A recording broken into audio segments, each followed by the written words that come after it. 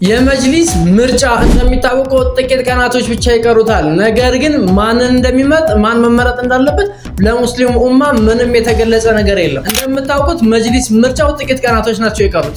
ነገር ግን ተመራጮች ወይንም ደግሞ ለምርጫ እጩ የሆኑ ሰዎች እስካሁን ድረስ ስም ዝርዝራቸው ይፋ አልተደረገም።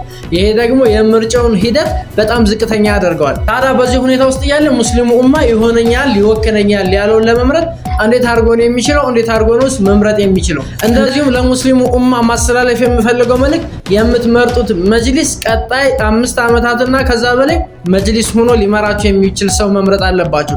በደንብ አስባችሁ በደንብ አውጥታችሁ አውርዳችሁ ምረጡ።